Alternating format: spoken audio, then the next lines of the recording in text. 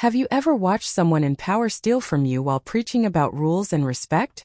What if that thief was your HOA president, the self-appointed queen of neighborhood standards? And how long would you stay silent before turning her own greed into the ultimate backfire? In the idyllic suburb of Evergreen Meadows, America, where the streets were lined with identical two-story homes, and the only excitement was the weekly HOA newsletter, I, Mark Thompson, had hoped for a peaceful life. As a 42-year-old IT guy recovering from a bad breakup, I just wanted to blend in. So when I stacked a massive pile of firewood in my backyard, carefully chosen oak for those long winter nights, I thought nothing of it. It was my backyard after all. Nothing was truly yours if the HOA said otherwise. The first sign of trouble came via a crisp white envelope in my mailbox. Violation notice. It read in bold letters. The offense?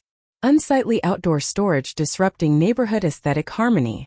Signed by none other than Evelyn Hargrove, HOA president and self-proclaimed protector of property values. Evelyn was the kind of woman who smiled at you while stabbing you in the back with a smile.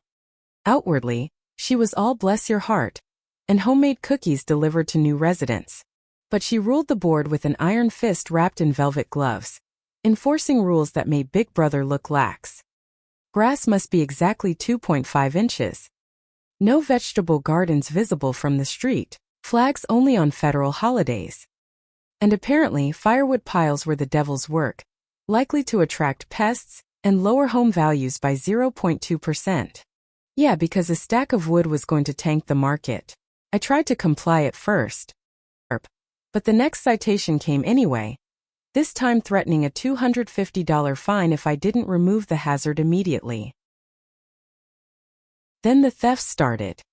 Missing. I chalk it up to raccoons. Vanished overnight. My pile was shrinking and my patience was thinning. This wasn't pests, this was a person.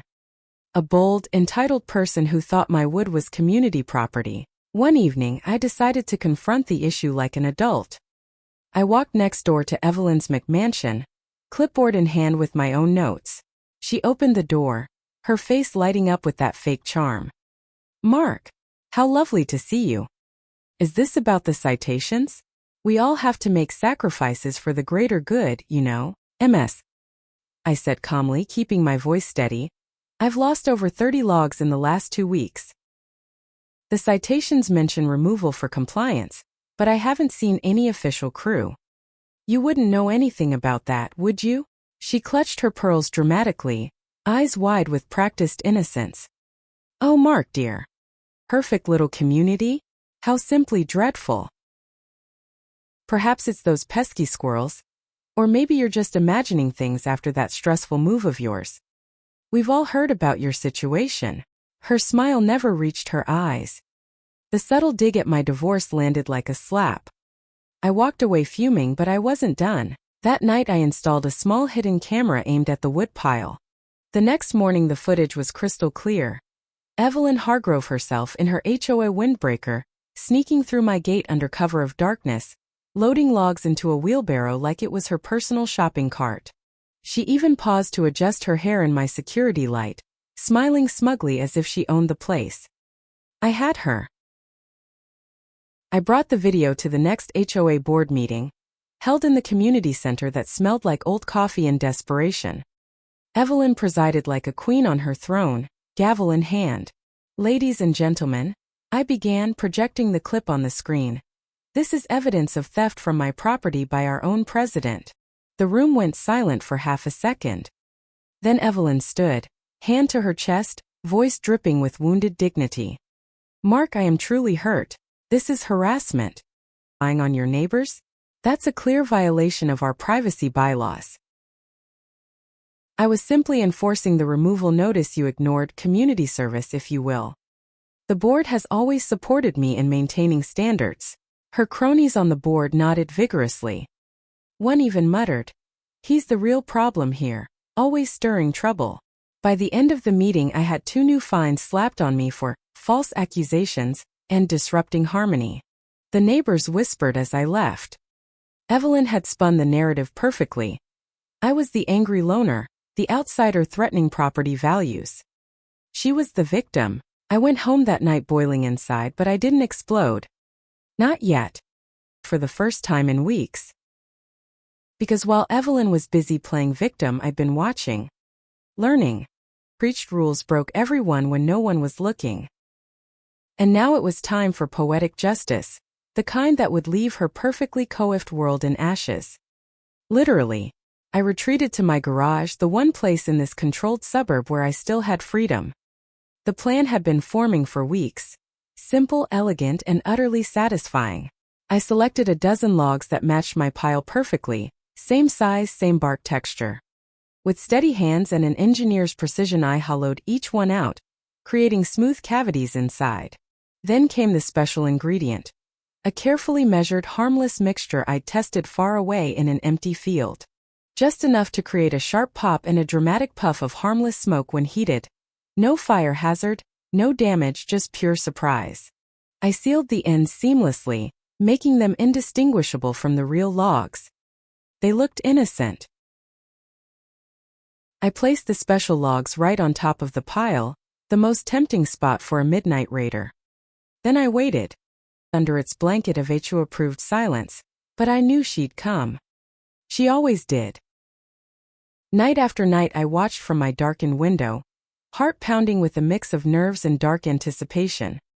The suburb was dead quiet except for the occasional distant bark of a perfectly licensed dog. Then around 1 a.m. the familiar shadow appeared, Evelyn Hargrove, moving with the confidence of someone who believed the rules didn't apply to her. She glanced around once, satisfied no one was watching, and began loading logs into her wheelbarrow. She grabbed the top ones first.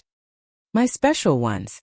At the irony as she wheeled them away, humming softly like she was on a Sunday stroll. I imagined her back at her mansion, bragging to her bored husband about another successful enforcement. Maybe she'd even invite the board over for a cozy fire, to celebrate keeping the riffraff in line. The thought made me grin in the dark. This wasn't revenge for the logs anymore. This was for every ridiculous fine, every whispered rumor, every time she'd made good people feel small just to feel big. In a neighborhood obsessed with controlling grass and flags, she thought she could control people too. Tonight her control was about to crack. The wait was agonizing. Replaying the camera footage in my mind. Hours ticked by. The next evening it happened. Thud from next door, followed by a sharp, unmistakable crack that echoed through the quiet streets. Not loud enough to wake the whole block, but enough to make anyone jump. Then came the yelp, high-pitched, undignified, nothing like the polished president voice she used in meetings. I peeked through my blinds just in time to see Evelyn burst onto her back patio, coughing and waving away a comical cloud of white smoke. Her perfect cardigan was dusted with soot, her pearls askew, and her face, oh, her face was priceless. Pure wide-eyed panic mixed with confusion. She wasn't hurt, not even close. The mixture had done exactly what I designed. A harmless pop and puff that turned her cozy evening into a slapstick comedy. But the real damage was just beginning. Neighbors' lights flicked on. Whispers started flying across fences faster than HOA newsletters. Did you hear that bang from Evelyn's place? Look, she's out there waving her arms like a crazy person. Someone even posted in the community app. Is the president okay? Sounded like her fireplace exploded. By morning the whole subdivision was buzzing. Evelyn emerged the next day looking like she'd been dragged through a chimney. Her usual flawless hair was flat, her makeup smudged, and she avoided eye contact as she power-walked to her car. The stolen logs were scattered across her lawn, some still smoking faintly, the hollowed-out evidence plain as day for anyone who cared to look. And people were looking. Long at the board meeting now exchanged knowing glances. One even waved at me with a sly thumbs up. The queen had been dethroned by her own greed. She never filed another citation against me. The thefts stopped cold. And I finally enjoyed those warm fires I dreamed of, peaceful, uninterrupted, and just a little sweeter knowing the woman who tried to take everything had been forced to face the smoke of her own hypocrisy. In evergreen meadows where rules were everything and power was absolute, one quiet guy had reminded everyone that karma sometimes comes with a bang. The aftermath was pure suburban poetry. At the next HOA meeting, Evelyn showed up late, avoiding the agenda item about recent disturbances. The board, sensing blood in the water, suddenly remembered they had independent minds. One member even suggested reviewing the Firewood policy, for fairness. Evelyn's smile was tighter than her budget for new signs.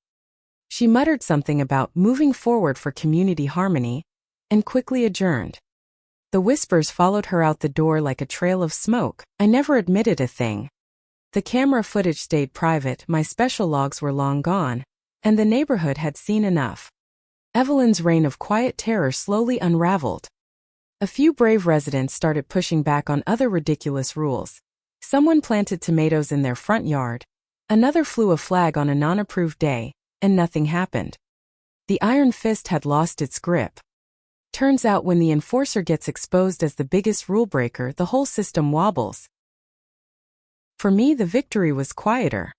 On cool evenings, watching the flames dance without worry. The same neighbors who once sided with Evelyn now stopped by for casual chats, bringing beers and stories about that one time the president had a little accident. We laughed about it, the kind of laugh that comes after months of bottled-up frustration. Dark, satisfying, and completely earned. Evelyn still lived next door, still baked her cookies, but the pearls seemed a little less shiny, the smile a little less convincing. She never touched my property again. Looking back, the whole saga was absurd from start to finish. A grown woman risking everything over a few logs just to feel powerful in a world of beige houses and perfect lawns. The HOA system that let her get away with it for years wasn't protecting anyone. It was just a club for busybodies to bully their neighbors. But the real lesson hit me hard. The loudest voices demanding respect are often the ones who respect no one. And when you stay silent, observe, and strike back with nothing but patience and a little creativity, justice doesn't just arrive. It arrives with a bang that everyone hears. Sometimes the best way to win against bullies in power is to let their own greed do the heavy lifting. They'll steal the match, light the fuse, and wonder why everything blew up in their face. Stay smart out there, neighbors. Firewood pile.